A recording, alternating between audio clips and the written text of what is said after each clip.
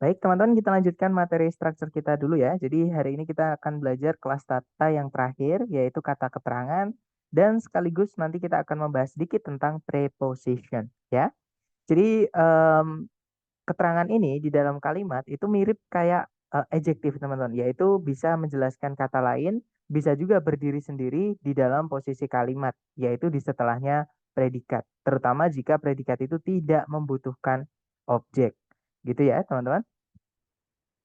Nah, tapi ada beberapa juga keterangan itu yang menjelaskan kata lain, seperti itu. Jadi contoh keterangan yang berdiri sendiri di dalam posisi kalimat. Misalnya, teman-teman, saya bertemu Mr. P kemarin, misalnya ya, kalimatnya I met Mr. P yesterday. Nah, di situ ada subjeknya adalah I, predikatnya adalah met, Mr. P objek, dan yesterday itu adalah keterangan waktu gitu ya. Dan yesterday ini kalau kita cek di kamus, dia adalah adverb atau kata keterangan. Gitu ya. Jadi keterangan itu letaknya kalau misalkan di setelahnya predikat butuh objek ya harus dimasukkan objek dulu ya, teman-teman. Tapi kalau misalkan predikatnya tidak butuh objek, ya jangan dikasih objek. Nah, itu setelahnya kalau langsung dikasih keterangan tidak masalah. Seperti itu. Gitu ya. Contohnya, Anna left yesterday afternoon. Jadi kalau diartikan Ana berangkat kemarin siang. Gitu teman ya. Kemarin siang di sini dia adalah keterangan seperti itu. Gitu ya. Nah, tapi ada juga keterangan itu yang dia itu hanya bisa menjelaskan kata lain alias tidak bisa berdiri sendiri di dalam kalimat, di dalam posisi kalimat. Contohnya kata very, teman-teman. Nah, very atau artinya sangat, dia itu nggak punya posisi sendiri di dalam kalimat, alias nggak boleh berdiri sendiri di dalam kalimat. Jadi dia hanya bisa menjelaskan kata lain. Contohnya adalah it feels very cold today. Nah, di situ very menjelaskan kata sifat cold. Gitu ya, teman-teman. Contohnya lagi very important to the area. Jadi bukan very itu berdiri sendiri, tapi very itu menjelaskan kata lain. Nah, itu tadi adalah dua jenis kata keterangan ya, teman-teman. Yang mana kata keterangan itu ada yang bisa berdiri sendiri menempati posisi keterangan, tapi ada juga jenis keterangan itu yang hanya bisa menjelaskan kata lain, seperti itu. Nah, itu adalah sedikit mengenai kata keterangan, teman-teman. Jadi kata keterangan ini merupakan kelas kata yang paling tidak penting di dalam kalimat. Jadi tidak ada tidak apa-apa, ada pun juga nggak apa-apa, ada berapapun juga nggak masalah ya, teman-teman. Yang pasti jangan dari keluarga yang sama. Karena keterangan itu jenisnya banyak sekali seperti itu. Nah, kita belajar dulu dengan bentuk-bentuk keterangan. Nah, keterangan itu ada dua bentuk ya, teman-teman, atau bisa dibentuk atau dibuat dari dua jenis atau dua cara seperti itu. Yang pertama, keterangan itu bisa kita buat dari kelas kata yang murni keterangan atau pure gitu ya, pure adverb. Ada juga keterangan itu yang dibentuk dari kelas kata lain namanya adalah preposisi.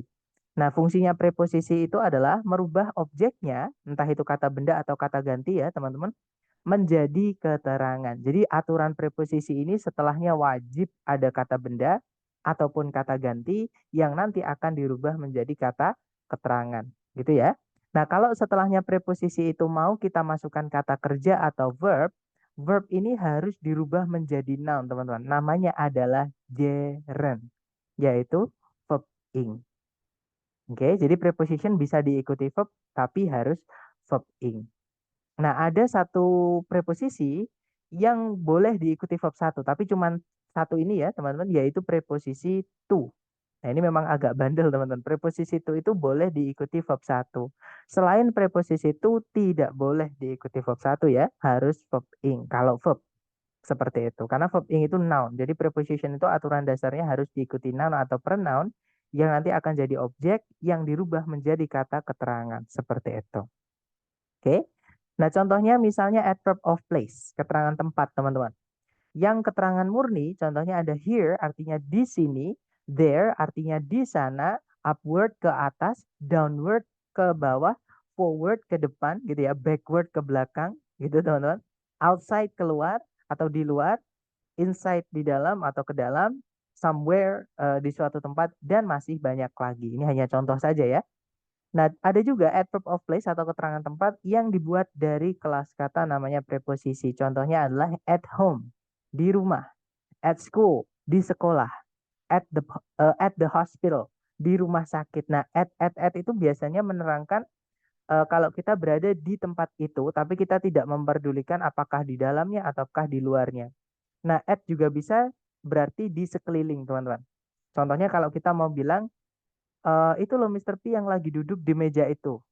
Nah, bukan berarti dia duduk di atas meja ya, teman-teman. Maksudnya dia duduk di sekitar meja itu gitu. Nah, kita bilangnya at the table, bukan on the table. Kalau on the table nanti di atas mejanya, teman-teman. Gitu ya. Jadi pakainya at di sekitar meja itu atau di meja itu seperti itu. Berikutnya ada in. In itu artinya di dalam. Contohnya in a room, di dalam sebuah ruangan. Kemudian ada near the lake, dekatnya danau itu. Nah, itu pakai at juga nggak apa-apa, teman-teman. At the lake, kalau dia siapa tahu dia naik perahu gitu ya. Ataupun dia di dekatnya danau, intinya nggak jelas di mana ya, pakai at nggak apa-apa. Kemudian over the hill, di atas bukit itu, dan masih banyak lagi. Oke, karena preposisi itu banyak banget teman-teman. Ada sekitar 100 sekian, hampir 200 jenis preposisi yang ada dalam bahasa Inggris. Gitu ya. Oke, lanjut lagi. Berikutnya ada adverb of time atau keterangan waktu. Contoh yang murni, misalnya ada yesterday tadi, artinya kemarin ya teman-teman. Tomorrow artinya besok. Now artinya sekarang. Already artinya sudah. Dan masih banyak lagi. Nah, ada juga keterangan yang kita buat dari preposisi. Contohnya at night, di malam hari. At noon, di siang hari. In 1907, di tahun 1907. During World War II, selama Perang Dunia II, dan masih banyak lagi. Nah, di dalam beberapa ungkapan keterangan waktu, teman-teman, ada kata benda waktu itu yang tidak perlu preposisi, tapi dia langsung bisa menjadi kata keterangan. Jadi ini yang disebut dengan written expression, ya. Jadi written expression itu ungkapan-ungkapan yang dipakai fix seperti itu. Contohnya adalah every day. Jadi every day artinya setiap hari ya, atau every moment, every year misalnya, dan lain-lain. Nah itu dia tidak perlu dikasih in, on, at. Nggak perlu dikasih preposisi teman-teman. Jadi every day sama every year dan teman-temannya every month misalnya, every time misalnya. Itu tidak perlu preposisi, dia langsung bisa menjadi keterangan waktu. Seperti itu. Gitu ya. Jadi tidak perlu dikasih preposisi lagi. Oke lanjut lagi teman-teman. Kemudian ada adverb of manner, yaitu keterangan cara. Contohnya yang murni ada warmly. Nah, keterangan cara ini biasanya membuatnya adalah dengan cara kata sifat, teman-teman, ditambahkan dengan akhiran ly. Contohnya warm itu kan artinya hangat. Warmly artinya dengan hangat atau dengan ramah. Beautiful itu elok, indah, kata sifat ya. Tapi kalau beautifully itu menjadi dengan indah atau dengan elok. Dia jadi kata keterangan. Swift itu cepat, swiftly dengan cepat, kata keterangan. Seperti itu. Itu ya. Kemudian ada juga adverb of manner dibentuk dari preposition plus noun. Contohnya on foot itu artinya dengan berjalan kaki. With a knife dengan sebuah pisau. Like wind seperti angin. Dan masih banyak lagi. Berikutnya ada adverb of probability. Caranya kita bilang mungkin. Misalnya ada yang murni ya. Contohnya likely, mungkin. Definitely, pasti. Unlikely, tidak mungkin. Dan masih banyak lagi teman-teman. Nah yang dibentuk dari preposition plus noun contohnya adalah in all likelihood, mungkin. Without a doubt, pasti. Dan lain-lain. Berikutnya ada adverb of negation. Caranya bilang tidak atau bukan gitu ya. Nah, di situ ada not, artinya tidak, teman-teman. Oke, kalau teman-teman bisa menemukan sinonimnya, nah itu dimasukkan di sini ya. Karena saya tidak bisa menemukan sinonimnya not yang keterangan, teman-teman. Nah, yang dibuat dari preposition plus noun adalah by no means. Itu juga artinya tidak. Dia dianggap satu kata ya. Yang mana tadi kembalinya yang namanya adalah written expression. Seperti itu. Kemudian ada adverb of degree or intensity, teman-teman. Jadi keterangan tingkatan atau intensitas. Jadi caranya kita menjawab seberapa. Jadi kalau ada pertanyaan seberapa, misalnya seberapa cantik, seberapa besar, seberapa kecil. Nah, itu menanyakan tentang adverb of degree ini, ya. Nah, contoh yang murni ada kata very artinya sangat, fairly artinya agak sama kayak a little bit gitu ya atau rather atau apa ya?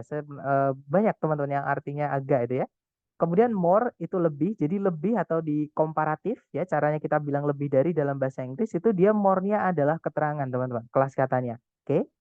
Most itu artinya paling, biasanya ada the sebelumnya ya. Jadi the most apa gitu. Misalnya the most beautiful, yang paling indah seperti itu. Dan berikutnya ada enough. Di sini enough yang menjelaskan kata sifat biasanya ya, atau kata kerja. Pokoknya selain kata benda, teman-teman.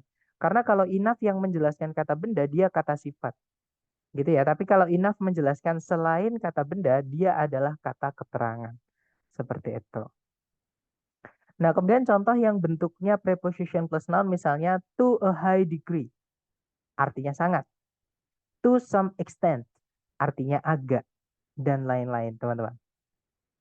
Nah, berikutnya lagi ada adverb of frequency. Jadi frekuensi, caranya kita menjawab seberapa sering. Gitu ya. Contohnya ada never, tidak pernah. Rarely, atau seldom, atau barely. Itu ya, teman-teman, artinya jarang. Sometimes artinya kadang-kadang. Usually artinya biasanya. Always artinya selalu. Dan masih banyak lagi. Ya. Nah, kemudian bentuk yang preposition plus noun contohnya adalah on a regular basis. Biasanya atau seringnya atau umumnya gitu ya. From time to time, kadang-kadang dan seterusnya, teman-teman. Oke. Nah, itu tadi adalah contoh-contoh beberapa jenis keterangan. Sebenarnya keterangan itu ada banyak banget, teman-teman ya. Ada juga yang nggak punya nama juga keterangan ya. Nah, tapi bentuknya yang minimal sudah kita ketahui ya. Jadi ada yang memang keterangan, kita cek di kamus itu memang kata itu kelas katanya adalah keterangan gitu ya. Ada juga yang dibuat dari preposition plus noun. Seperti itu. Nah, sekarang penempatan di dalam kalimat ketika dia menjelaskan kata lain, teman-teman. Nah, keterangan di kalimat tadi ya saya sampaikan itu adalah jenis kelas kata yang paling tidak penting. Artinya tidak ada tidak apa-apa, ada juga nggak apa-apa, teman-teman. Gitu ya. Nah, ketika dia menjelaskan bagian kalimat yang lain, dia pun bisa menjelaskan hampir semua kelas kata. Jadi beberapa keterangan itu bisa menjelaskan kata kerja, beberapa keterangan bisa menjelaskan selain predikat ataupun kata sifat, kata benda ataupun kata keterangan di dalam kalimatnya. Seperti itu. Nah, kita bahas yang menjelaskan predikat dulu ya, teman-teman, tempatnya.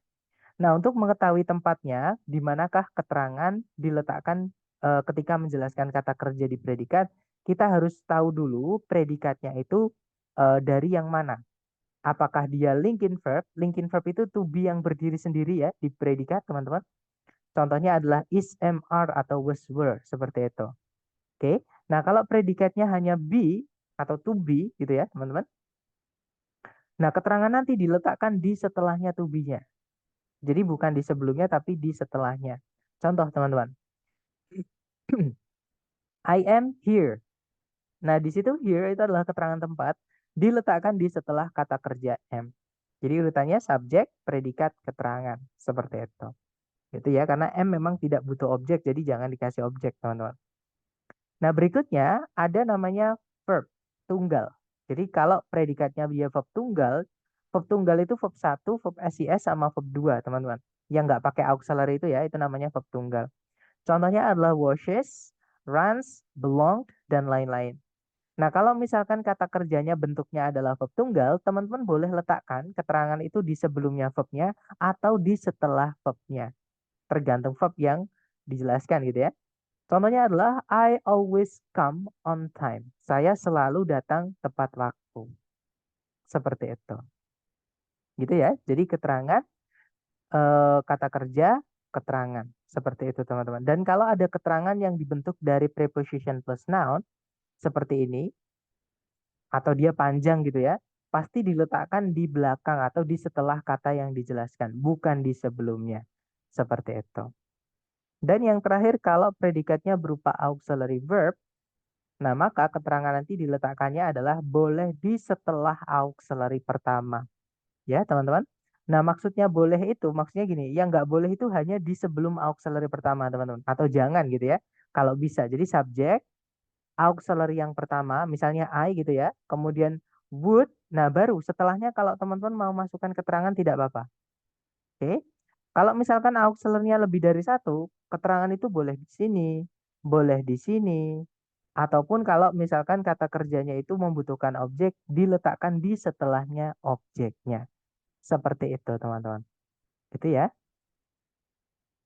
Alright, I'll try to make it slower. Oke. Nah, contohnya, teman-teman. The world is slowly changing.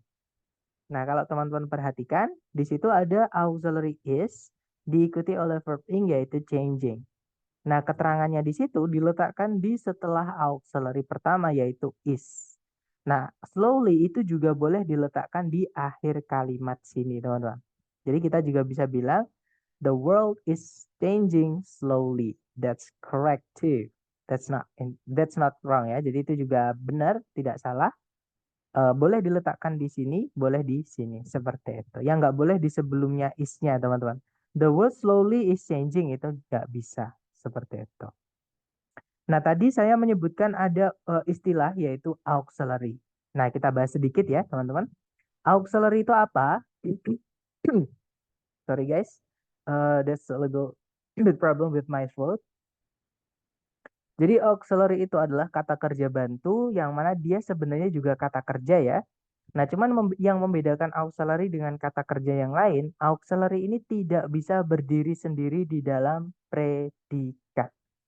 Ya, jadi auxiliary itu selalu membutuhkan kata kerja lain. Nah, auxiliary itu ada 4 keluarga, yaitu yang pertama keluarganya do, teman-teman. Ada 3 anggota, yaitu do, does, atau did. Yang mana verb gandengannya atau verb yang dibantu adalah verb 1. Gitu ya, udah bentuk baku teman-teman. Do verb 1. Nah, kalau to be anggotanya is, am, are, was, were, be, been, being. Verb setelahnya ada 2 kemungkinan. Bisa verb ing kalau aktif ataupun verb 3 kalau pasif. Materi hari ketiga ya. Kemudian keluarga yang ketiga ada keluarganya have, teman-teman. Artinya sudah. Ada 3 ya. Have, has, atau had. Nah, verb setelahnya adalah verb 3. Dan yang terakhir ada will, shall, can, must, may, might, should, could, would. Itu keluarganya modal auxiliary. Yang mana gandengannya adalah verb one. Seperti itu. Nah, ini adalah anggota dari auxiliary dan gandengannya ya, teman-teman. Lanjut lagi, itu tadi selingan sedikit tentang auxiliary. Lanjut ke keterangan. Nah, tadi keterangan menjelaskan kata kerja, sekarang tempatnya keterangan ketika dia menjelaskan kata sifat, kata benda, ataupun kata keterangan yang lain. Gitu ya. Yang kata sifat dulu, teman-teman. Nah, kemarin kan kita sudah belajar kata sifat. Kata sifat itu bisa panjang sekali ya ketika dia menjelaskan kata benda dan diletakkan di sebelum kata bendanya. Ada 3 kategori kemarin. Yang pertama ada determiner, kemudian ada deskriptif atau epitet, dan yang terakhir ada noun adjunct. Nah, saya mau ngecek nih teman-teman, masih ingat nggak? Kenapa di sini saya warnai oranye untuk determiner nomor 1, 2, dan 3? Ada yang tahu? Ada yang masih ingat teman-teman untuk penggunaan determiner nomor 1, 2, 3 itu bagaimana? Iya betul, tidak boleh muncul bersamaan ya untuk menjelaskan satu kata benda. Jadi kalau sudah ada the misalnya pada the book, maka jangan dimasukkan selain the. Misalkan the my book itu nggak boleh teman-teman. Atau my the book nggak bisa. Oke, this that book nggak bisa. This a book nggak bisa. Gitu ya. Nah kalau this is a book gimana sir? Nah itu beda beda bagian kalimat teman-teman ya. Jadi kalau sudah beda beda bagian kalimat itu beda frase. Seperti itu. Beda frasa atau beda posisi kalimat. This is a book. Nah, tadi a book di belakang. This-nya berdiri sendiri sebagai subjek. A book-nya berdiri sendiri sebagai complement. Kalau dalam bahasa Indonesia kita nyebutnya keterangan. Seperti itu. Nah, intinya salah satu, kita hanya bisa pilih salah satu aja dari determiner nomor 1, 2, dan 3. Gitu ya. Nah, kata sifat yang sepanjang ini, teman-teman, kemarin kita pelajari itu ya, bisa diselipin oleh kata keterangan. Nah, nanti kalau diselipin oleh kata keterangan, jadinya adalah sebelum determiner itu boleh diikuti oleh adverb of probability dulu ya. Kemudian kalau mau dikasih adverb lagi boleh, biasanya adverb of negation. Setelahnya ada adverb lagi boleh, biasanya adverb of distinguishing. Nah, baru setelahnya determiner, pilih salah satu nomor 1, 2, 3. Mau diikuti ordinal boleh. Setelahnya cardinal juga boleh. Kemudian diikuti other juga boleh. Nah, setelahnya nanti sebelum deskriptif dimasukkan keterangan lagi juga boleh, teman-teman. Ya, urutannya adalah adverb of degree, kemudian adverb of frequency, kemudian baru dimasukkan deskriptif yang panjang itu ya, sebanyak ini. Dan urutannya juga sudah sebanyak ini. Kemudian lanjut diikuti noun adjunct, kemudian kata benda yang dijelaskan. Nah, sekarang tahu ya teman-teman kenapa dari awal saya menyarankan teman-teman untuk mencari predikatnya dulu. Karena subjek, kata benda di subjek, itu bisa panjang sekali kadang. Karena dia dijelaskan oleh kata sifat yang sepanjang ini, dan kata sifat yang sepanjang ini masih bisa diselipin oleh keterangan yang lumayan banyak. Gitu ya teman-teman. Nah, jadi yang paling enak dicari predikat dulu karena sepanjang-panjangnya predikat itu tidak bisa sepanjang subjek. Oke. Nah, itu adalah kata sifat, kata keterangan ketika menjelaskan kata sifat. Nah, sekarang kata keterangan ketika menjelaskan kata benda. Nah, sebenarnya kata keterangan itu juga bisa menjelaskan kata benda, teman-teman. Ya, contohnya adalah rumah di sana itu, gitu ya, misalnya rumah di sana itu, misalnya memiliki atap yang bagus. Contoh teman-teman ya, kalimatnya agak sederhana aja. Nah ini kalau ditranslate, the house right there boleh, over there juga boleh, there aja juga nggak apa-apa. The house there has good roof. Sorry, roof. Seperti itu teman-teman. Gitu ya, jadi, sorry, roof aja ya teman-teman. Jadi rumah di sana itu, jadi setelahnya the house itu ada keterangan eh, tempat. Gitu ya. Dan memang kata benda itu kalau dijelaskan keterangan, tempatnya biasanya di setelahnya kata bendanya, teman-teman. Itu yang membedakan kata keterangan sama kata sifat. Kalau kata sifat di sebelumnya, gitu ya. Nah, tapi teman-teman harusnya ingat tadi, kata sifat yang diletakkan di sebelum kata benda itu juga boleh diselipin kata keterangan. Jadi, urutannya nanti bisa adverb, noun adverb. Seperti itu. Sir, apa perbedaan penggunaan has dan have? Nah, has itu termasuk verb SIS ya, teman-teman. Kalau have itu verb 1. Oke, jadi walaupun auxiliary ataupun verb yang berdiri sendiri, jadi have itu bisa auxiliary artinya pernah atau sudah. Have juga bisa jadi kata kerja ya, teman-teman, artinya memiliki. Sorry guys, I get problem with my throat, sorry. Nah, bedanya verb SIS sama verb 1 adalah subjeknya. Kalau subjeknya tunggal atau satu, itu pakainya verb SIS. Tapi kalau subjeknya banyak atau jamak, plural gitu ya, itu pakainya verb 1, teman-teman. Jadi tergantung subjeknya. Predikat itu tergantung subjeknya. Gitu ya. Nah, tapi diingat-ingat verb 1 dan verb SIS hanya bisa dipakai oleh present atau fakta. Kalau menyatakan lampau atau sejarah, kita nggak boleh pakai verb 1, verb SIS, kecuali di kalimat negatif. Kalau kalimat positif wajib verb 2 ya, atau verb yang akhirannya ed itu, teman-teman. Nah, untuk contoh keterangan noun adverb itu adalah not a good reason to live. Nah, di situ ada kata benda reason, sebelumnya ada kata sifat a good yang dijelaskan oleh kata not. Itu keterangan. Setelahnya reason itu ada to verb 1, to infinitive teman-teman. Nah, to infinitive itu dianggap sebagai keterangan juga. Gitu ya. Nah, ini contoh kata benda yang diapit oleh keterangan. Nah, teman-teman harus ingat, kata benda kalau sebelumnya mau diikuti keterangan, 90% gitu ya. Itu wajib diikuti determiner, contohnya baru kata bendanya. Seperti itu. Nah, yang terakhir keterangan itu juga bisa menjelaskan keterangan yang lain, teman-teman. Contohnya adalah not here. Contohnya adalah right there.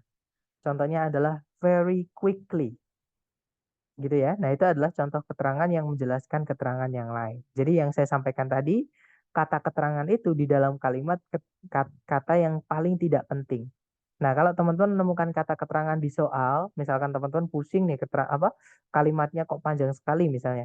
Teman-teman hapus aja keterangan-keterangan di kalimat itu. Oke, karena keterangan tidak terlalu penting. Kecuali nanti yang ditanyakan. Nah, kalau misalkan yang ditanyakan memang tentang keterangan, ya berarti nggak bisa dihilangkan. Titik-titik jangan dihilangkan, teman-teman. Karena kita perlu untuk mengisi titik-titik tersebut. Gitu ya. Nah, untuk penerapannya di soal kurang lebih seperti ini. Caranya sama, teman-teman cari dulu predikatnya, ya. Kalau ditarik dari depan ke belakang, di situ ada predikat store, artinya menyimpan. Itu kata kerja, teman-teman. Bukan toko ya. Karena kalau dia toko, kata benda tidak boleh punya objek. Seperti itu. Nah, jadi store di sini kata kerja, artinya menyimpan. Makanya ada istilah storage kalau di HP atau di komputer, artinya adalah penyimpanan. Nah, subjeknya store di sini adalah brain cells ya, teman-teman. Kemudian ada predikat lagi yaitu is understood.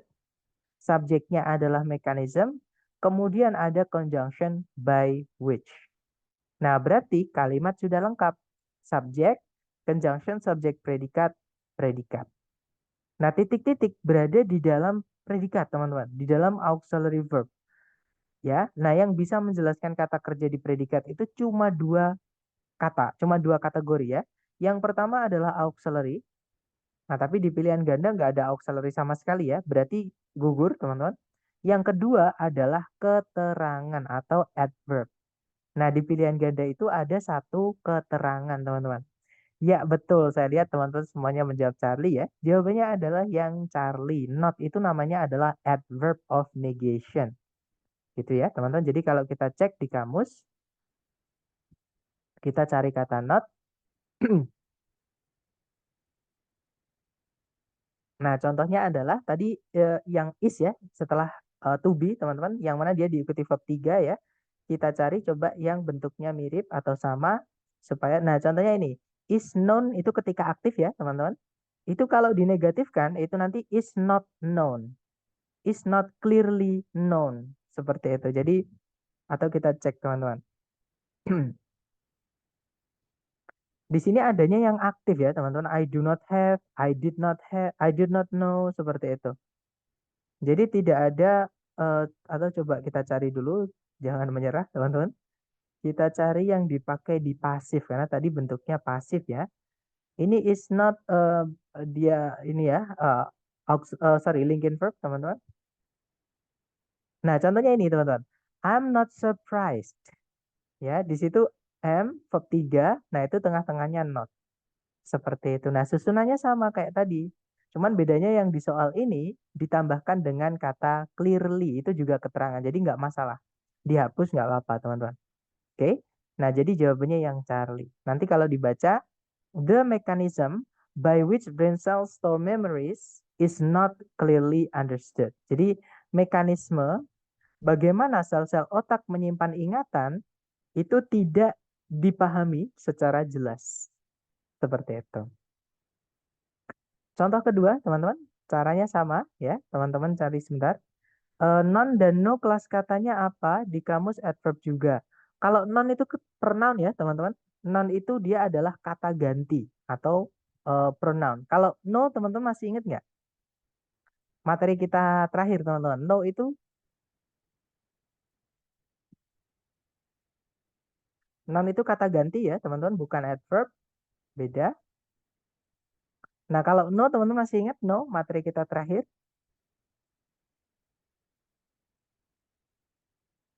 Iya, dia adalah adjektif dari keluarganya determiner. Ya, teman-teman.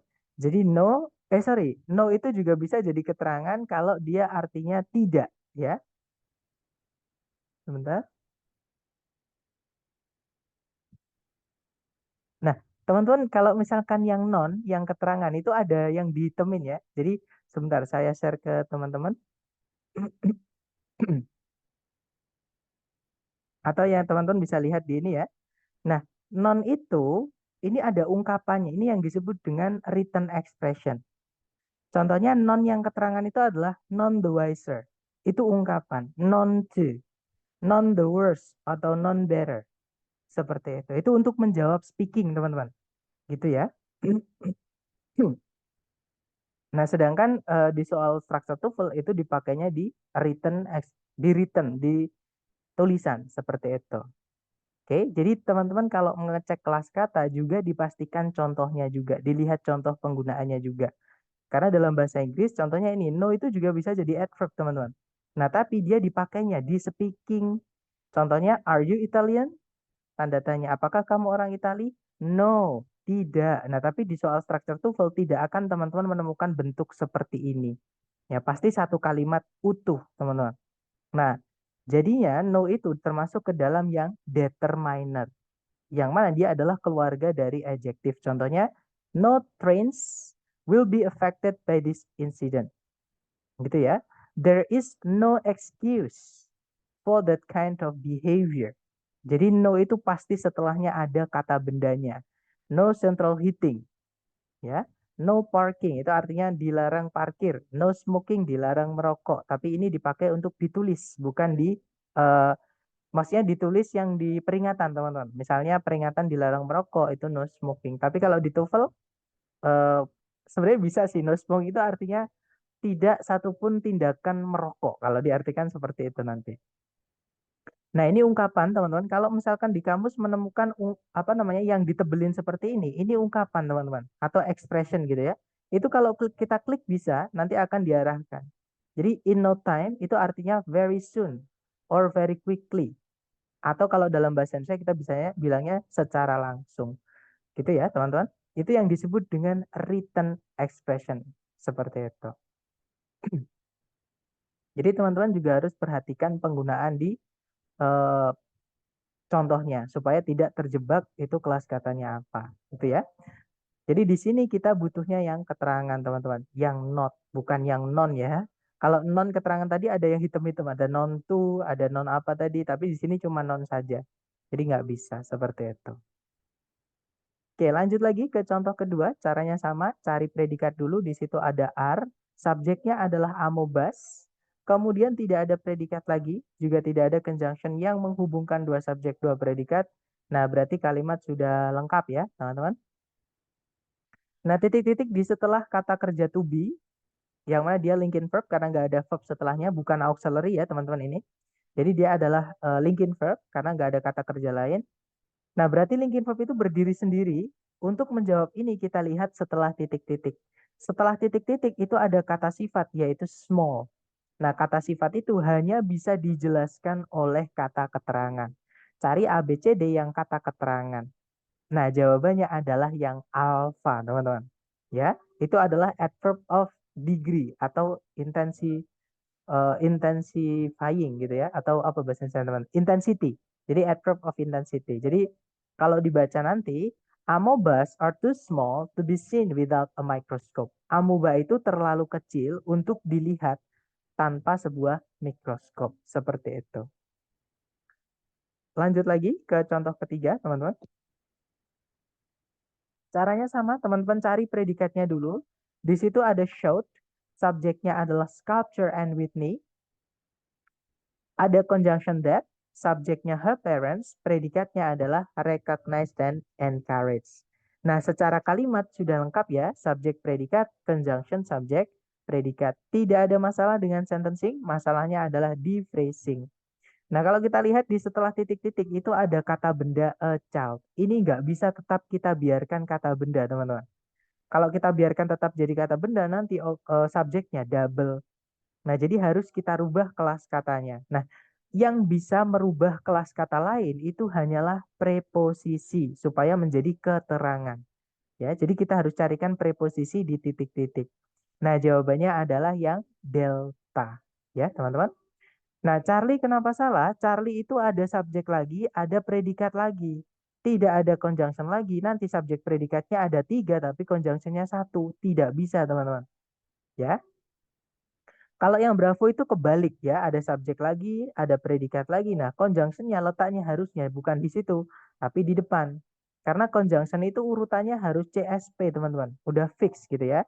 Conjunction dulu, subjek baru predikat. Sedangkan ini subjek, predikat, conjunction setelahnya ada subjek tapi nggak ada predikat lagi seperti itu. Jadi itu kebalik, teman-teman yang Bravo. Nah, kalau yang alpha, predikat tidak boleh diletakkan di awal kalimat kalau di soal structure TOEFL. Nah, jadi jawabannya yang delta. Nanti kalau dibaca, As a child, Sculpture and Whitney showed an eager intellect and artistic talent that her parents recognized and encouraged. Jadi kalau diartikan sebagai seorang anak kecil, Pematung and Whitney itu menunjukkan intelektual yang tinggi dan bakat artistik yang kedua orang tuanya kenali dan dukung. Seperti itu. Nah, sekarang giliran teman-teman seperti biasa ya. Jangan takut benar, teman-teman, dicoba dulu. Waktunya 30 detik dimulai dari sekarang. Silahkan.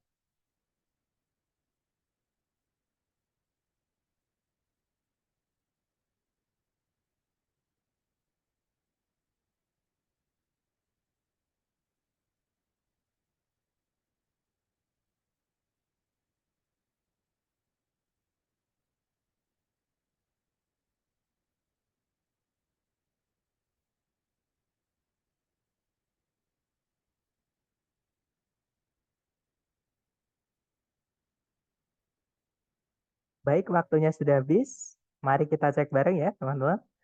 Apakah jawaban teman-teman Alfa ataukah Charlie? Kita cek bersama. Seperti biasa, dicari predikatnya dulu. Di situ ada predikat word. Subjeknya panjang ya, teman-teman. Dari the helicase, the DNA polymerase, and the primase. Nah, sudah ada subjek, sudah ada predikat, kalimat sudah lengkap. Nah, titik-titik di situ kebetulan work itu salah satu bisa jadi kata kerja work itu adalah kata kerja yang tidak butuh objek ya, teman-teman. Berarti di sini kita isi dengan keterangan. Kita cek satu-satu. Yang alfa di situ ada preposisi tapi tidak ada objeknya, teman-teman. Jadi yang alfa tidak bisa. Oke. Nah, kalau yang bravo di situ ada n, padahal sebelumnya nggak ada verb ing, tapi setelahnya ada verb ing, jadi nggak bisa. Harus setara ya kalau fanboys. Kalau yang Charlie ada keterangan, jadi kemungkinan Charlie bisa, kita tahan dulu. Kalau yang delta, nah ada conjunction kok diletakkan di akhir kalimat, itu nggak boleh, teman-teman. Oke, pasti conjunction itu letaknya kalau nggak di depan sendiri ya di tengah-tengah. Seperti itu. Jadi delta nggak bisa karena ada conjunction yang diletakkan di akhir kalimat. Ataupun ada conjunction lah gitu ya. Karena nggak ada subjek predikat lagi, kita nggak butuh conjunction. Nah, jawabannya adalah yang Charlie. Nanti kalau dibaca, in DNA replication, the helicase, the DNA polymerase, and the primase work collectively. Jadi di dalam replikasi DNA, helicase, kemudian polimerase DNA dan primase bekerja secara kolektif atau bekerja secara bersama-sama. Seperti itu, teman-teman. Oke, lanjut ke nomor berikutnya. Jangan takut salah ya. 30 detik dimulai dari sekarang. Silahkan, teman-teman.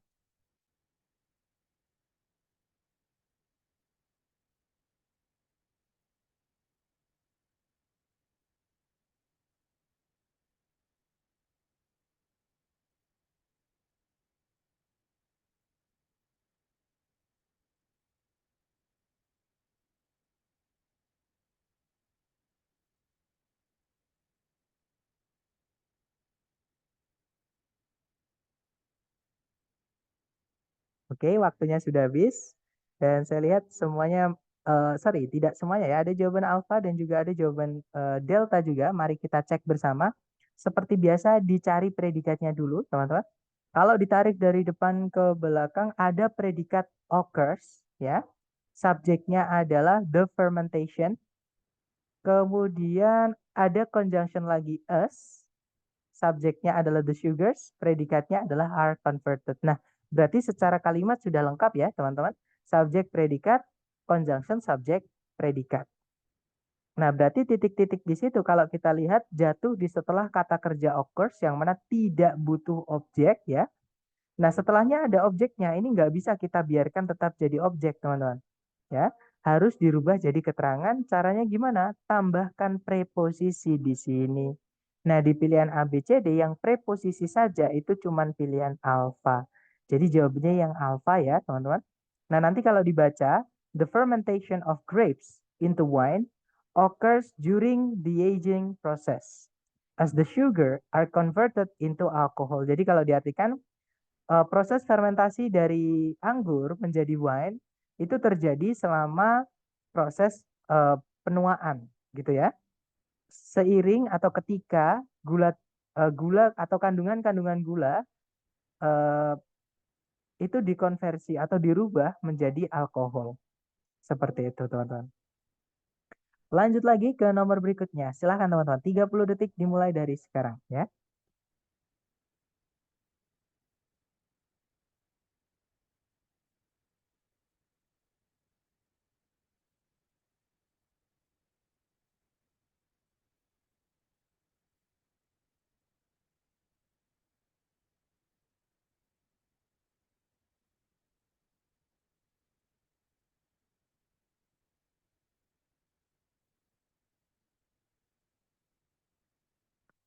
Oke, waktunya sudah habis, teman-teman.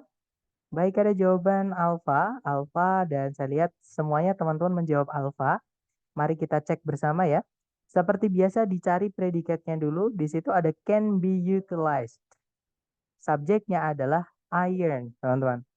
Kemudian tidak ada predikat lagi, juga tidak ada conjunction yang menghubungkan dua subjek, dua predikat. Nah, titik-titik terletak di setelah kata kerja yang tidak butuh objek karena dia sudah pasif ya, be verb 3, teman-teman. Tidak boleh dikasih objek lagi gitu ya. Nah, tapi di setelahnya itu ada kata benda yaitu magnetic fields. Ini tidak bisa kita biarkan tetap menjadi kata benda karena nanti akan jadi objek, sedangkan pasif tidak butuh objek. Jadi harus kita rubah jadi keterangan, caranya tambahkan preposisi di sini.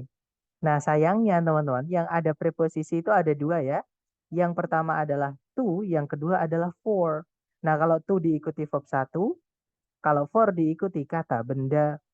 Nah, dua-duanya tapi bisa menjadi keterangan, teman-teman. Nah, masalahnya adalah di setelah titik-titik tadi ini kita punya objek. Oke. Sedangkan kalau yang Bravo itu ada kata benda creation. Kata benda itu tidak boleh punya objek, teman-teman. Kelas kata yang boleh punya objek itu cuma dua ya. Yang pertama adalah verb dan itu pun cuma verb yang transitif atau verb yang butuh objek. Sedangkan yang kedua itu adalah preposisi. Nah, kalau preposisi itu wajib diikuti objek yang nanti akan dirubah menjadi keterangan. Seperti itu. Nah, kata benda, creation itu kata benda ya, tidak boleh punya objek. Jadi yang Bravo tidak bisa, jawabannya adalah yang alpha, teman-teman. Nanti kalau dibaca, primarily crucial for its magnetic properties, iron can be utilized to create magnetic fields in electromagnets. Jadi kalau diartikan kurang lebih, utamanya itu dibutuhkan karena manfaat magnetiknya, sifat magnetisnya gitu ya. Besi itu bisa digunakan untuk menciptakan medan magnet di ilmu elektromagnet seperti itu atau di bidang elektromagnet seperti itu. Lanjut lagi ke nomor berikutnya. Silahkan teman-teman. 30 detik dimulai dari sekarang. Silahkan.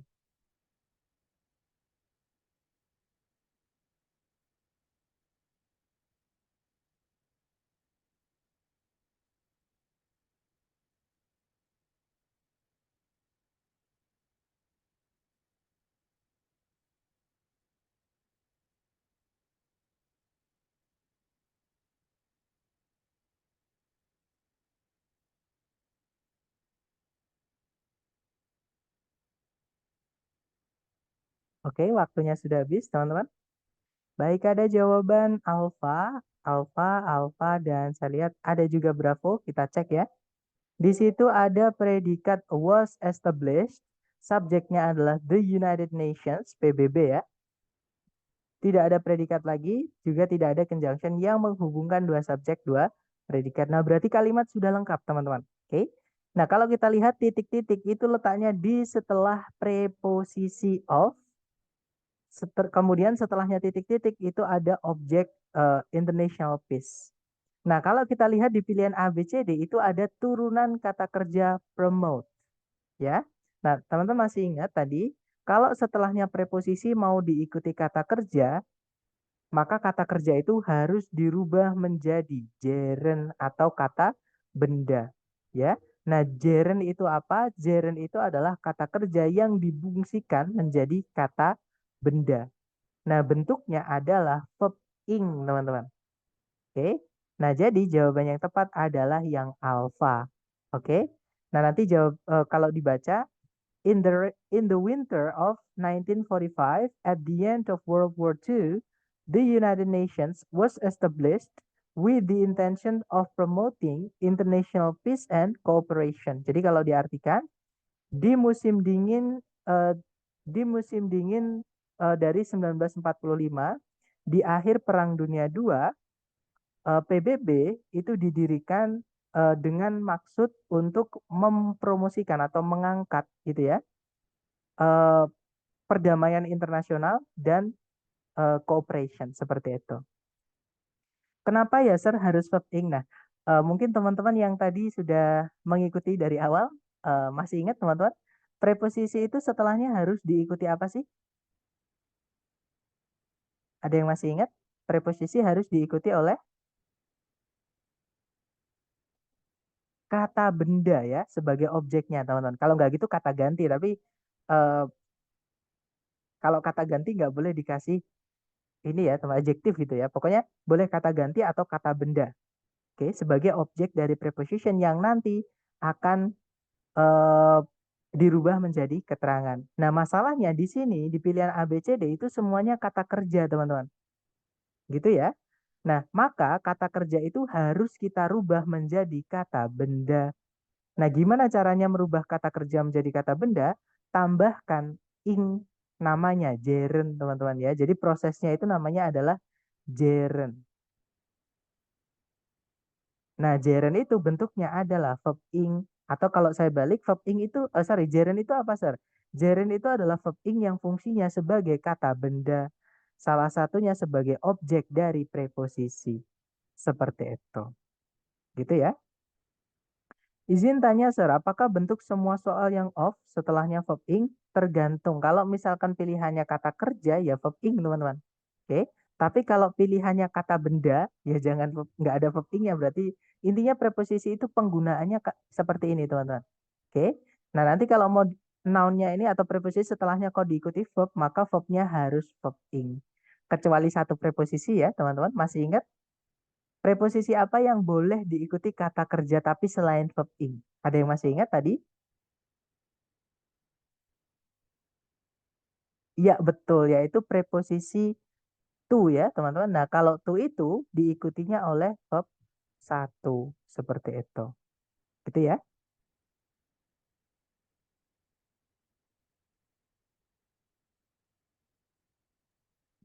Oke, terus tadi ada tanya, Sir, minta tolong jelasin ulang tahapan yang perlu diidentifikasi di soal terkait adverb ini. Eh, Maksudnya, Miss, jadi adverb ini mirip kayak adjektif kemarin ya, dia masuk ke bab frase, teman-teman. Nah, frase itu adalah bagian kalimat yang hilang. Jadi, misalkan subjek, subjek kan dibuat dari kata benda, teman-teman. Nah, kalau di subjek sudah ada kata bendanya, tapi titik-titiknya di dalam subjek, kalau di sebelumnya, nah itu tempatnya kata sifat atau adjektif.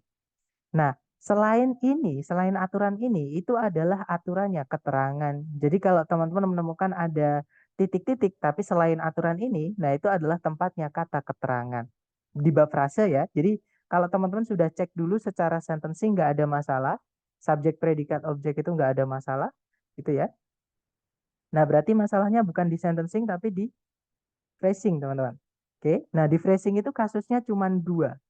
Oke, kasusnya kalau nggak kata sifat, ya kata keterangan. Nah, kata keterangan tadi babnya ada dua. Yang kata keterangan murni sama preposition plus noun ini. Seperti itu. Jadi ada dua tahapan tadi ya. Jadi tahapan pertama, kalau titik-titiknya selain ini, itu tempatnya keterangan. Nah, sekarang teman-teman tinggal menentukan apakah keterangan itu yang keterangan murni ataupun preposisi. Nah, preposisi itu kapan saya dibutuhkan? Ketika ada dua kata benda. Misalnya di subjek ya, misalnya ini predikat teman-teman. Di sebelumnya predikat itu ada titik-titik, sini titik-titik, ini kata benda, ini kata benda. Kan nggak bisa teman-teman ya. Kata benda ketemu kata benda di sebelum predikat itu nggak bisa karena nanti subjeknya double. Otomatis yang bisa ditambahi sebelumnya dengan preposisi itu kita tambahi dengan preposisi supaya kata benda ini menjadi keterangan. Karena itu adalah fungsinya preposisi. Seperti itu. Gitu ya. Atau nanti boleh dicek lagi rekamannya ya, Miss. Karena kalau minta dari awal nanti kita ngulang lagi gitu. Oke, lanjut ke nomor berikutnya. Silakan teman-teman. Tiga dimulai dari sekarang.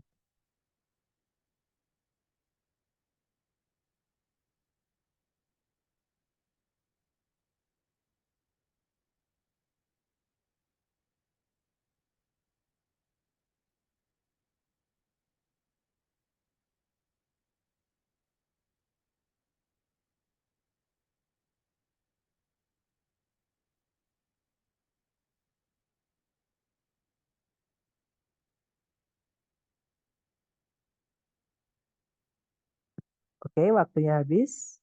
Dan ada jawaban Charlie, Bravo. Oke, kita cek bareng ya, teman-teman. Seperti biasa, dicari predikannya dulu. Di situ ada must be introduced, itu kan auxiliary verb ya. Subjeknya adalah weakened or inactivated pathogens. Kata bendanya di pathogens ini, teman-teman. Oke. Tidak ada predikat lagi, juga tidak ada conjunction yang menghubungkan dua subjek, dua predikat. Nah, berarti kalimat sudah lengkap. Oke. Nah, tapi kalau teman-teman lihat di pilihan apa kalau teman-teman lihat di sebelumnya koma itu kan ada kata benda a vaccine. Itu juga kata benda, teman-teman. Nah, ini tidak bisa dibiarkan tetap menjadi kata benda karena nanti subjeknya double. Seperti itu, gitu ya. Nah, jadi ini harus dirubah menjadi keterangan. Seperti itu. Oke. Nah, jadi jawabannya adalah when producing a vaccine. Oke. Nanti saya jelaskan ya, teman-teman, yang alfa ini kenapa salah. Jadi bukan yang alfa ya, tapi sebenarnya secara bentuk alfa ini bisa, teman-teman. Secara bentuk ya, tapi secara makna ini tidak bisa. Gitu ya, teman-teman. Oke, jadi nanti saya jelaskan kenapa. Nah, kalau yang Bravo itu kata benda tetap nggak bisa, teman-teman, karena nanti kata benda di sini menjadi subjek juga. Nanti subjeknya double. Production itu kata benda, teman-teman. Oke, Bravo nggak bisa. Kalau yang Charlie to verb 1, nah kemungkinan Charlie bisa, teman-teman. Itu keterangan ya, to verb 1, preposisi diikuti verb. Nah, hanya to saja yang boleh diikuti verb 1, teman-teman. Untuk keluarganya preposisi maksud saya. Selain to, preposisi yang lain diikuti verb harus verb ing. Itu gerund. Kalau yang delta otomatis salah ya, ada subjek lagi, ada predikat lagi. Nanti subjek predikatnya double tanpa conjunction tidak bisa, teman-teman. Oke, nah jawaban yang tepat adalah yang Charlie. Nah, saya jelaskan yang alpha ya, teman-teman. Jadi, padahal ini materi kita hari ke-10, tapi karena muncul di pilihan A, B, C, D, saya jelaskan, teman-teman. Jadi, ini adalah pemendekan dari when something, gitu ya. When something, gimana ya, teman? When something produces atau someone gitu ya, produces uh, an object gitu, a thing gitu ya, a product gitu. Jadi ketika something atau ketika someone itu memproduksi sebuah produk, yaitu sebuah vaksin gitu ya. Nah, itu kalau dipendekkan nanti jadinya when producing a product. Nah, tapi ada syaratnya. Syaratnya adalah ketika something ini adalah atau someone di sini itu adalah subjeknya juga. Jadi contohnya gini, contoh aja ya teman-teman. Ketika dalam bahasa Indonesia dulu, ketika dia misalnya, ketika dia memproduksi ketika dia memproduksi oksigen. Nah, siapa yang memproduksi oksigen ini, teman-teman? Maka nanti akan menjadi subjeknya. Contohnya, tanaman. Jadi ketika dia memproduksi oksigen, tanaman tersebut misalnya ya, apa ya, mengalami atau melakukan melakukan fotosintesis. Contoh, teman-teman.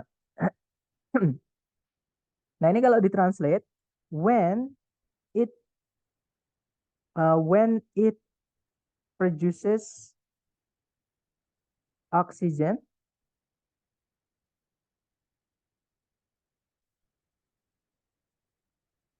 koma. Nah, betul Miss Nafi. Jadi A itu benar ketika subjeknya itu sama, teman-teman. Nah, yang alfa ini kenapa, teman-teman? Tapi ini saya tunjukkan dulu ya. Jadi, when it produces oxygen, that plant atau sebentar, that plant will melakukan, maaf teman-teman. That plant is sedang gitu ya, sedang melakukan berarti performing photosynthesis. Synthesize dan sintesis gitu ya. Nah, jadi ketika subjeknya sama, itu baru bisa kita pendekkan seperti ini. Jadi itu nanti kalau dipendekkan, when producing oxygen, koma, that plant gitu ya. Jadi yang memproduksi oksigen itu tanamannya itu. Nah, sedangkan kalau kita masukkan yang alfa, teman-teman, when producing a vaccine, weaken or inactivated pathogens. Kan nggak bisa patogen yang di nonaktifkan atau dimatikan gitu ya, atau dilemahkan, itu menghasilkan vaksin tidak bisa atau membuat vaksin tidak bisa. Yang membuat vaksin itu adalah orang lab, orangnya, manusianya, teman-teman, bukan patogennya. Gitu ya, yang melemahkan dan membunuh patogennya itu manusianya. Jadi ini tidak bisa pakai yang alfa, walaupun secara grammar, secara bentuk itu tepat, tapi secara makna tidak bisa, teman-teman. Seperti itu, dapat ya. Nanti kita bahas lagi di hari ke-10, teman-teman, untuk materi ini. Nah, saya juga lupa ketika memasukkan soal ini, saya lupa mempertimbangkan ini ya. Nanti saya cek lagi, teman-teman. Dua subjek yang berbeda. Ya, betul, karena subjeknya berbeda. Yang pakai when, yang pakai conjunction, sama subjek yang di inti kalimat, namanya induk kalimat, teman-teman. Jadi kalau di dalam kalimat itu ada dua subjek, dua predikat, yang tidak pakai conjunction itu namanya induk kalimat, yang pakai conjunction itu namanya anak kalimat. Gitu ya, atau kalimat inti sama kalimat pendukung, bisa dibilang seperti itu. Gitu ya. Nah, nanti kalau dibaca, to produce a vaccine, weakened or inactivated pathogens must be introduced into the body to stimulate an immune response. Kalau diartikan, untuk menghasilkan sebuah vaksin, patogen yang dibunuh atau yang dilemahkan itu harus dimasukkan atau diperkenalkan ke dalam tubuh untuk mengstimulasi atau merangsang respon imun atau respon kekebalan tubuh. Seperti itu. Gitu ya, teman-teman. Nah, yang alfa ini nanti materi kita hari ke-10 tentang pemendekan anak kalimat. Yang alfa benar, oke tadi kayaknya ada yang bertanya, production itu kata benda nggak bisa pakai buat, iya betul teman-teman. Jadi production nggak bisa ya, karena production itu kata benda. Teman-teman boleh cek di kamus untuk bisa lebih yakin gitu ya teman-teman. Jadi produce itu kata kerjanya, kalau production atau kalau teman-teman menemukan kata yang akhirannya ion-ion, dia adalah kata benda teman-teman. Jadi production itu adalah noun. Nah, noun itu fungsinya kalau nggak subjek ya objek. Cuman dua itu, teman-teman. Kalau tempatnya di depan berarti dia subjek. Kalau di sini kita tambahkan subjek, di sini subjek, nanti subjeknya double. Itu Bravo yang salah di situ. Seperti itu. Materi 10 reduce clause juga, Sir. Betul. Jadi di hari ke-10 nanti eh, kita akan belajar tentang anak kalimat ya atau dependent clause, teman-teman. Yang mana yang di cover juga di dalam materi dependent clause atau anak kalimat itu salah satunya adalah pemendekan anak kalimat. Ya, yang awalnya CSP menjadi lebih pendek. Oke? Seperti sebenarnya anak kalimat itu, maksudnya pemendekan anak kalimat itu jarang keluar, teman-teman. Oke, tapi justru karena dia jarang keluar dan materinya juga lumayan susah, justru itu juga perlu teman-teman kuasai seperti itu. Gitu ya, terutama yang dependent clause secara umum. Karena dependent clause secara umum itu 70% soal structure, teman-teman. Itu melibatkan yang namanya dependent clause itu. Seperti itu. Berarti harus paham artinya juga ya, nah, tidak semuanya, teman-teman. Jadi kalau yang saya ketahui ya, biasanya teman-teman harus menggunakan makna itu ketika sudah bingung, ketika sudah misalkan nih, yang alpha ini kan secara grammar boleh. Itu pemendekan dari when they produce a vaccine. Gitu ya, itu dipendekkan jadinya when producing a vaccine. Oke, jadi secara grammar boleh. Nah, tapi yang Charlie juga boleh, teman-teman. Itu keterangan. Keterangan diletakkan di depan juga nggak apa-apa, di belakang juga nggak apa-apa. Seperti itu. Gitu ya. Nah, kalau teman-teman bingung, maka pakai gunakan cara mengartikan tadi. Yang alpha itu tidak bisa karena patogen itu nggak bisa memproduksi vaksin, teman-teman. Gitu ya. Masa ketika memproduksi sebuah vaksin, patogen, nah patogen itu nggak bisa memproduksi vaksin. Kecuali ketika memproduksi sebuah vaksin, orang-orang yang bekerja di lab, nah itu bisa. Gitu ya. Orang-orang yang bekerja di lab itu bekerja sama untuk bla bla bla bla bla, misalnya gitu, teman-teman. Jadi itu baru bisa. Gitu ya. Itu memang materi agak bukan tinggi sih, cuman sulit gitu di bagian dependent clause dan itu juga memerlukan makna. Tapi untuk mengartikan ini tidak selalu, teman-teman ya. Ketika teman-teman mentok aja, ketika teman-teman sudah dengan cara yang kita pelajari nggak bisa menemukan, baru dengan cara mengartikan. Seperti itu. Nah, itu tadi adalah materi kita hari ini, teman-teman. Saya simpulkan sedikit dulu ya dengan materi yang kemarin sekalian supaya teman-teman tidak bingung. Jadi dari hari pertama, dari materi hari pertama, kita sudah belajar mengenai sentencing. Nah, ini istilah yang saya buat sendiri. Sentencing itu apa sih? Sentencing itu adalah caranya membuat sentence, teman-teman, atau kalimat. Nah, caranya membuat kalimat bagaimana? Wajib ada yang namanya subjek sama predikat. Nah, ini yang perlu teman-teman cari dulu, pastikan dulu ada atau tidak. Karena kalimat itu umumnya wajib memiliki dua ini, gitu ya. Nah, kemudian di hari kedua kita belajar tentang kalimat majemuk. Oke, teman-teman? Atau conjunction, penggunaan conjunction itu dipakai ketika di kalimat. Teman-teman nanti akan memasukkan lebih dari satu subjek, satu predikat. Gitu ya. Jadi, atau gini, conjunction itu tidak wajib, teman-teman, di dalam kalimat. Dia akan wajib ketika subjek predikatnya di dalam kalimat nanti lebih dari satu. Gitu ya. Nah, kemudian di hari ketiga kita sudah belajar mengenai materi tambahan, yaitu membedakan verb 2 sama verb 3. Kenapa kita perlu belajar itu? Karena verb 2 predikat. Sedangkan verb 3 bukan predikat. Ketika berdiri sendiri maksudnya ya. Nah, untuk bisa mengenali itu, maka kita belajar supaya teman-teman bisa mengecek apakah SP-nya sudah lengkap atau belum. Ketika menemukan verb yang akhirannya ed. Gitu ya. Kemudian kita juga sudah belajar di sentencing juga atau caranya membuat kalimat juga dua bentuk kalimat yang unik. Yang satu namanya inversi.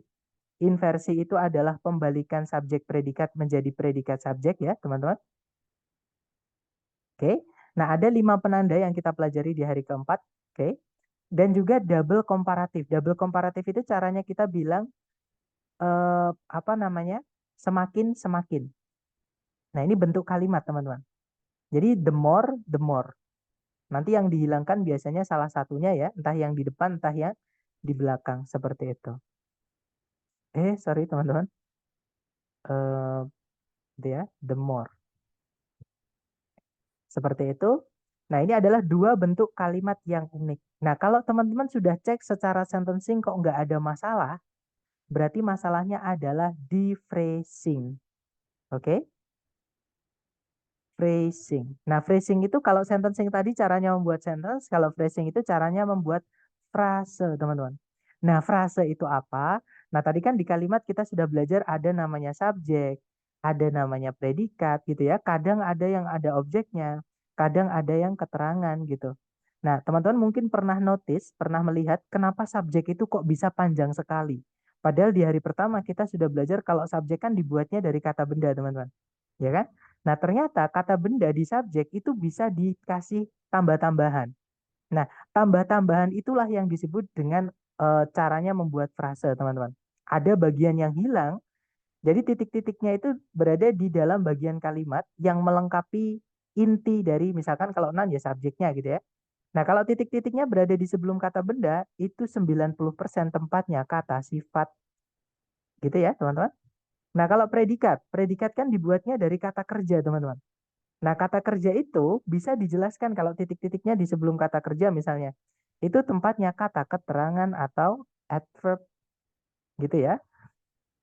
Nah, kalau objek misalnya, nah objek sama kayak subjek, berarti dia kata noun. Nah, nanti yang memanjangkan adalah kata sifat. Nah, kata keterangan dibuatnya dari adverb seperti itu, teman-teman. Jadi sebenarnya caranya menjawab soal structure TOEFL itu urutannya cari dulu subjek predikatnya, kayak ada berapa, apakah dia kalimatnya sederhana atau bertingkat, maksudnya majemuk, maaf, maksud saya maaf. Kemudian kalau sudah ketemu, teman-teman cek apakah ada penanda inversi atau tidak, apakah ada penanda double komparatif atau tidak. Nah, kalau tidak ada berarti masalahnya bukan di sentencing. Kalau maksudnya yang atas tadi nggak ada masalah, berarti masalahnya bukan di sentencing, tapi di phrasing. Nah, kalau di phrasing teman-teman lihat titik-titik itu masuk ke dalam bagiannya subjek kah, predikat kah, objek kah, atau keterangan kah? Seperti itu. Karena itu nanti yang akan menentukan apakah teman-teman butuhnya adjektif atau butuhnya yang adverb. Nah, adverb pun itu yang ada dua ya. Adverb itu butuhnya yang adverb adverb aja atau adverb murni ataukah yang preposition plus noun. Seperti itu. Nah, itu nanti akan teman-teman kuasai dengan cara sering-sering latihan. Sebenarnya materinya sesimpel ini, teman-teman. Cuman memang yang sulit adalah karena kita vocabnya dan kadang kalimat itu terutama keterangan ya, itu dibolak-balik, teman-teman. Makanya kadang ada koma-koma di dalam kalimat itu banyak banget. Gitu. Jadi tapi jangan bingung, yang saya sampaikan tadi, kalau misalkan di soal itu menemukan keterangan, teman-teman hapus aja setiap keterangan nggak masalah. Asalkan bukan itu yang ditanyakan ya. Jadi misalnya kita kembali ke PPT dulu. Nah, misalkan seperti ini, teman-teman. Teman-teman melihat ada keterangan, misalnya ada, nah into the body ini hapus, ada lagi to stimulate an immune response hapus aja. Nah berarti kalimat sudah lengkap. Subjek, predikat. Selain itu keterangan itu tidak penting teman-teman. Nah kecuali yang ada titik-titiknya seperti ini nggak bisa kita hapus.